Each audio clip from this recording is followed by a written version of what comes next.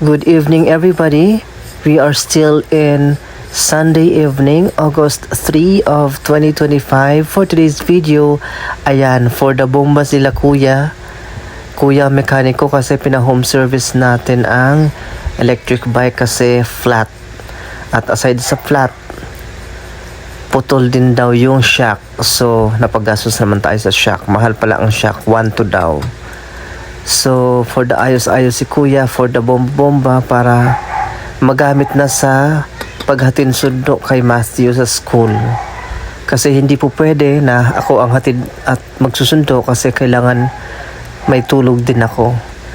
Pag kasi nung past 1 week, ako yung naghatid sundo kay Matthew. Sobrang hirap kasi nade-deprive ako sa tulog. So, kailangan hindi ako ang maghatid at sundo. Kailangan someone. At sa mga oras na to, talaga naman, kung kailan may binabantayan ako, kinukulit din ako na siya. Tingnan ko daw siyang sumayaw. Kaya ayan, para makita ko, pinasayaw ko na si Sia sa harapan ng binivideo ko. So, ayan, sige Sia, it's your show. It's your time to shine. Go ahead. O, dito ka mag-dance para mabidyohan ko. Diyan, harap dyan. Dun. Diyan ka mag-dance. Dun. Yan. O, sige. Ayan. Pak. Oh. Go, Sia. Ano yan, Sia? Pak. Galing talaga niya. Ayan na nga, nakasayaw na si Sia.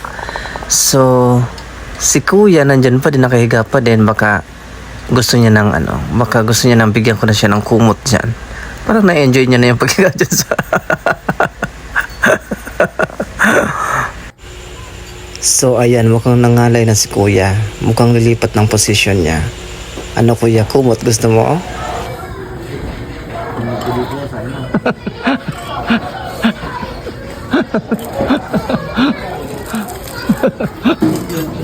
Parang gusto na kitang bigyan ng kumot dyan eh.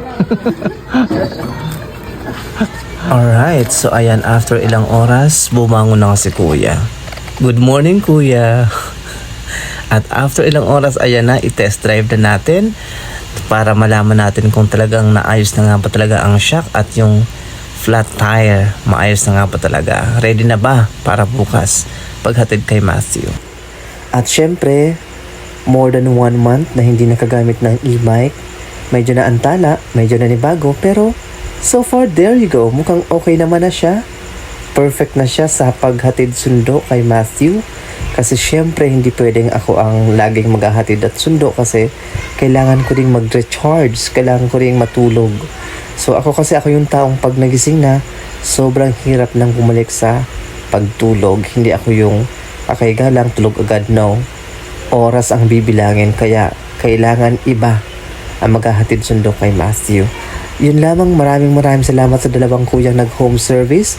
Kung nakarating ka sa portion ng video ito, maraming salamat and see you on my next one.